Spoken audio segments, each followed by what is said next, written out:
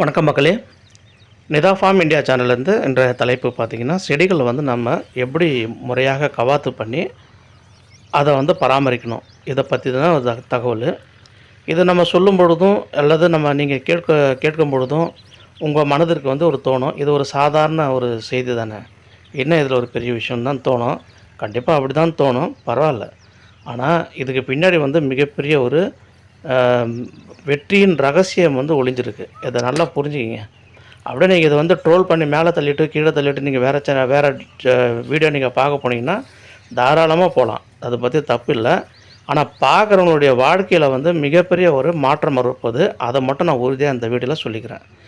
ஏன்னா எத்தனையோ பேர் இந்த மாதிரி வீடியோ போடுவாங்க, பார்ப்பாங்க, பார்த்துட்டு அப்படி தள்ளி விட்டு போயிட்டே இருப்பாங்க. அவங்கள பற்றி நம்ம வந்து பெருசாக நம்ம குறை சொல்கிறதுக்கு இல்லை. ஆனால் இந்த மல்லி விவசாயம் பண்ணுறவங்க இதன் மூலமாக நமக்கு என்ன லட்சங்களை வருமானம் வரப்போகுது அப்படிங்கிறத இந்த வீடியோ பார்க்குறவங்களுக்கு அது புரிஞ்சிட போகுது. நான் பண்ண அதே தப்பு தான். ஒரு செடியை கட் பண்ணும்போது கவாத்து பண்ணும்பொழுது சொல்லும் பொழுதும் நான் கேட்கும் பொழுதும் தவறாக கேட்டுட்டு அதை நான் வந்து இந்த தவறதோடு சேர்ந்து அந்த இம்ப்ளிமெண்டேஷனும் தவறாக பண்ணிவிட்டு அதை வந்து நம்மளால் வந்து எப்படி முறைப்படுத்தணும் அப்படிங்கிறது தெரியாமலே நம்ம வந்து இந்த தவறு நடந்து போச்சு. என்ன தவறு நடந்ததுன்னா, ஒரு பிளான்ட் வந்து ஒரு 6 உயரத்துக்கு வளர்ந்துருக்கும் என்னுடைய தோட்டத்தில். பார்க்கும்பொழுது ஆலமரம் மாதிரி இருக்கும். கவாத்து பண்ணணும் அப்படின்னு சொன்ன உடனே என்ன பண்ணுவோன்னா, ஒரு யானையை வந்து பூனையாக மாற்றினா எப்படி இருக்கும், அந்த மாதிரி நாங்கள் வந்து பிளான்ட்டை மாற்றி விட்ருவோம். அது கவாத்து தானே பண்ண சொன்னாங்க அப்படின்னு சொல்லிவிட்டு ஒரு செடியை அவங்க கவாத்து பண்ணும்போது 2 ஆள் கூட நம்மளால் அள்ளி கொண்டு போய் வெளில போட முடியாது, அவ்வளோத்த பிடிச்சி கட் பண்ணி விட்ருவோம். இப்போது ஒரு யானை வந்து உங்களுக்கு தெரியும் அதனோட பலம் எவ்வளோன்னு. அது வந்து ஒரு எப்படிப்பட்ட ஒரு வெயிட்டை மரத்தை விட முறித்து அதை வந்து தன்னோட பலத்தை காட்டும். பூனை அதிகபட்சம் என்ன பண்ணிவிடும்? இப்போ இந்த வித்தியாசம் அப்படியே எடுத்துகிட்டு போய் இந்த மல்லி தோட்டத்தில் காண்பீங்க. நான் கவாத்து பண்ண அந்த செடி வந்து பூனை மாதிரி ஒரு சின்ன பிளான்ட்டாக மாற்றினதுக்கப்புறம் ஒரு குழியில் வந்து எனக்கு ஒரு 100 கிராம் பூ மட்டும் வருதுன்னு வச்சுக்கிங்க. அந்த மாதிரி வந்திருக்கு எனக்கு. இன்றைக்கி ஒரு குழியில் நான் வந்து உறுதியாக சொல்லுவேன், கான்ஃபிடெண்ட்டாக சொல்லுவேன், எங்கே வேணாலும் சொல்லுவேன், ஒரு குழியில் எனக்கு 1 கிலோ பூ வரும் ஒரு அறுவடைக்கு. என்கிட்ட 30 சென்ட்டில் மட்டுமே பார்த்திங்கன்னா எனக்கு 600 குழி இருக்குது. ஒரு குழியில் வந்து 5 பிளான்ட் இருக்குது. 600 குழி இருக்குது நண்பர்களே. 600 குழியில் ஒரு குழிக்கு எனக்கு வந்து 1 கிலோ பூ வருதுன்னா எனக்கு ஒரு மாதத்திற்கு 600 கிலோ பூ வரணும். இது கேட்கும்போது உங்களுக்கு பிரம்மாண்டமாக இருக்குதுங்களா? இப்போ நீங்கள் நம்புகிற மாதிரி இருக்குதா? நம்புகிற மாதிரி இருக்குதா? இல்லைன்னு தான் சொல்லுவீங்க இல்லையா? இப்போது மாதம் வந்து 30 சென்ட்டில் 2 லட்ச ரூபா அவங்க சம்பாதிக்கிறாங்க, சரிங்களா? இந்த வீடியோ பதிவு பண்ணிகிட்டு இருக்கும்போதுங்க உங்களுக்கு ஒரு வார்னிங் சவுண்டு வந்திருக்கும். அந்த வார்னிங் சவுண்டு வந்து பார்த்திங்கன்னா சம்திங் அட்டாக் நடந்துகிட்ருக்குன்னு அர்த்தம். அட்டாக் நடக்கிறதுக்கு முன்னாடி இந்த மாதிரி ஒரு வார்னிங் நமக்கு வந்துடுது. அந்த வார்னிங் வந்த ஒரு 2வது 5வது நிமிடத்தில் வந்து பார்த்திங்கன்னா ஒன்று இன்டர்செப்ட் பண்ணிடுறாங்க மேலேருந்து, அல்லது ஏதாவது 1-2 இடத்துல ஏதாவது தாக்குதல் நடக்குதுங்க. அதனால் அந்த வார்னிங் சவுண்ட் வந்தது. அதுக்கு அடுத்தது வந்து நான் வந்து மறுபடியும் கொஞ்சம் வீடியோ நான் ரெக்கார்ட் பண்ணேன், அமைதியாக இருந்தேன். இப்போ மறுபடியும் அது வந்து எலிமினேட்டடு, த்ரெட் ஹஸ் பின் எலிமினேட்டடு சொல்லிட்டு மறுபடியும் ஒரு மெசேஜ் வந்தது. அதுக்கப்புறம் இந்த வீடியோ நான் கண்டினியூ பண்ணுறேன். சரி நண்பர்களே, இந்த நம்ம டாபிக் போக வேண்டாம், நம்ம மீண்டும் நம்முடைய விவசாயத்தை பதிவில் வந்துடுவோம். 2 லட்ச ரூபா ஒரு வருமானம் ஒரு மாதத்திற்கு வருகுது அப்படின்னா அவங்களுக்கு வந்து ஒரு மாதத்திற்கு குறைஞ்சபட்சம் 600 கிலோலேருந்து 650 கிலோ ஒரு பூவோட எடை வரணும். இது வந்து 30 கிலோ 35 சென்ட்டில் வந்து 35 சென்ட்டில் இந்த மாதிரி ஒரு அறுவடை எடுத்திருக்காங்க, என்னோடய நண்பர்களும் எடுத்திருக்காங்க. அப்படின்னா ஒரு நாளைக்கு பூ அதிகபட்சம் ஏறும்போதெல்லாம் குறைஞ்சபட்சம் நமக்கு ஒரு 30 சென்ட்டில் வந்து 60 கிலோ 70 கிலோட பூ வரும் ஆச்சுங்களா? அப்போ நமக்கு வந்து ஒரு 600 கிலோ நம்ம கணக்கீடு பண்ணும்போது ரொம்ப சாதாரணமாக தெரியும். 5 நாளில் 6 நாளில் அந்த பூ வந்துடுமே இல்லையா? அப்போ நம்ம வந்து இந்த அளவுக்கு நம்ம பூ வரணும் அப்படின்னா ஒரு செடி, இப்போ நீங்கள் பார்த்துட்டு இருக்க இந்த செடியெல்லாம் நான் வந்து ஒரு 30 சென்ட்டில் ஒரு 15 வரிசை, கடைசியாக 15 வரிசை இந்த மாதிரி பிளான்ட்டை வந்து கட் பண்ணி விட்டேன். ஏன்னா மொத்தமாக பூ வந்தால் ஆட்கள் குறைபாடு ஏற்பட்டால் பிரச்சனை வரும்னு நான் அந்தமாரி கட் பண்ணி விட்டதில் அந்த 15 வரிசையும் பார்த்திங்கன்னா அபரிவிதமான பூ இருக்குது. இப்போ இந்த 15 வரிசையை நமக்கு வந்து தொடர்ந்து மகசூல் கொடுத்துக்கிட்டே இருக்குது. கிட்டத்தட்ட ஒரு 14 நாட்களாக நமக்கு மகசூல் கொடுத்துக்கிட்டே இருக்குது. தொடர் மகசூல் கொடுத்துக்கிட்டே இருக்குது. இப்போ நான் வந்து 1 ஏக்கர் 1.25 ஏக்கர் நான் வந்து இந்த வீடியோட முற்பகுதியில் போடும்பொழுது நான் பிளான்ட்டை வந்து கட் பண்ண வீடியோவை நான் போட்டிருந்தேன் நண்பர்களுக்காக. இது ஒரு 1.25 ஏக்கர் நான் இப்போ கட் பண்ணி அதுக்கு நான் அடி உரம் போட்டு அதுக்கு மேலே நான் ஸ்ப்ரே அடித்து அந்த 1.25 ஏக்கர் நான் கொண்டு வர போகிறேன். ஃபஸ்ட் டைம் நான் கொண்டு வர போகிறேன். ஏன்னா நான் வந்து பிரித்து தான் போடணும், 30% பிரிக்கணும். இருந்தாலும் நான் வந்து இந்த பனியெல்லாம் கொஞ்சம் இப்போ தான் கொஞ்சம் எல்லாமே சார்ட் அவுட் ஆகுது. அதனால் 1.25 ஏக்கர் நம்ம போடுவோம். முதல்ல போட்டுட்டு நம்ம கண்டிப்பாக எனக்கு தெரியும் எப்படியா இருந்தாலும் ஒரு 100 கிலோ பூலாம் ஏறப்போகுது ஒரு நாளைக்கு.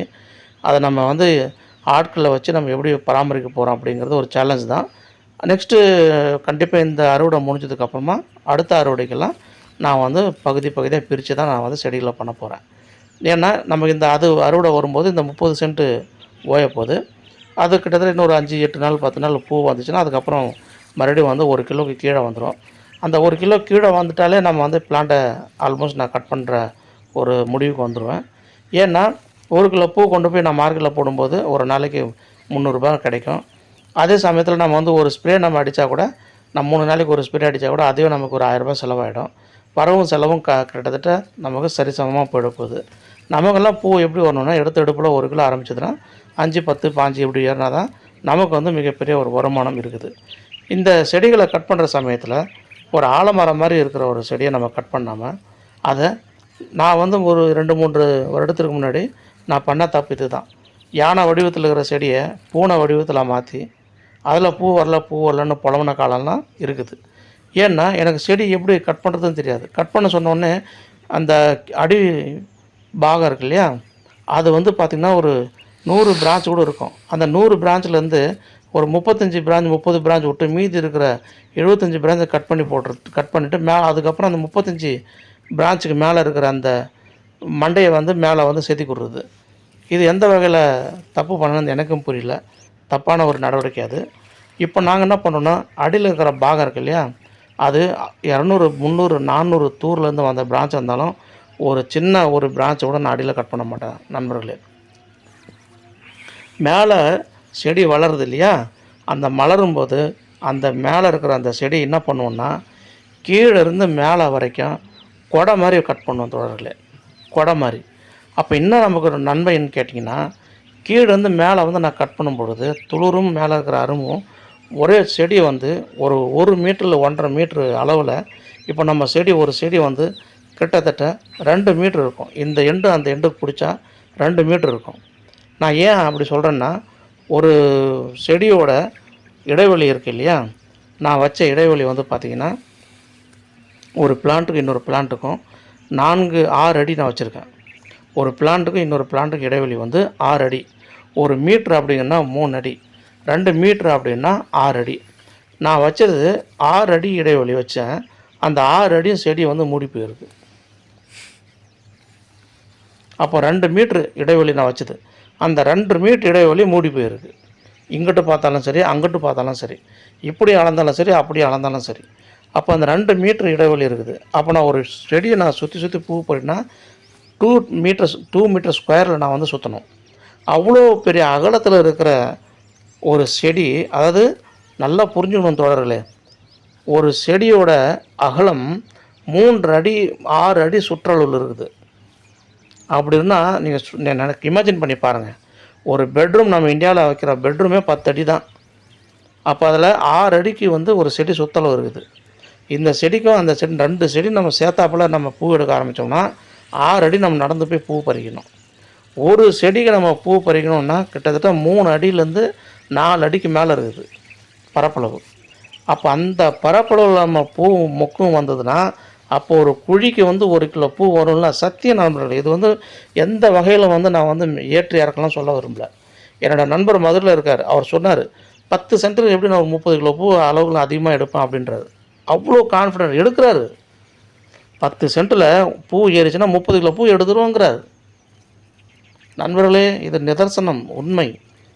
ஏன்னா நம்ம தொடர்ந்து நம்ம வந்து அடி உரத்தை பற்றி போடுறோம், வேர் அழுகளை பற்றி நிறைய வீடியோ போட்டிருக்கோம், மேலே பூ வரத்துக்கு என்ன பண்ணணும்னு போட்டிருக்கோம், கருகளுக்கு என்ன மருந்து அடிக்கணும்னு சொல்லியிருக்கோம். இவ்வளோ சொல்லி கூட 2, 3 நண்பர்கள் வந்து தொடர்ந்து கமெண்ட்டில் கேட்குறீங்க, என்ன உரம் போடணுன்னு.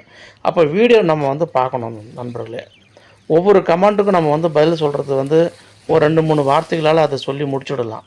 ஆனால் ஒரு 10 நிமிஷம் 12 நிமிஷம் வீடியோ சொல்லும்போது தான் அதனுடைய தெளிவாக உங்களுக்கு புரிய ஆரம்பிக்கும். இப்போ நான் அந்த கட் பண்ண அந்த வீடியோ நான் ஏன் இவ்வளோ அழுத்தம் திருத்தமாக நான் சொல்கிறேன்னா, நானே தப்பு பண்ணி மாட்டிக்கிட்டேன்றேன். ஒரு குழிக்கு 1 கிலோ பூ வரும்னு சொல்லுவாங்க எனக்கு. நான் என்ன வந்து போங்க சும்மா ஏதாவது ஒன்று வாயில் வந்ததில் அடிச்சு விடாதீங்க அப்படின்னு சொல்லியிருக்கேன் நானே. அவ்வளோதான் வருமானு.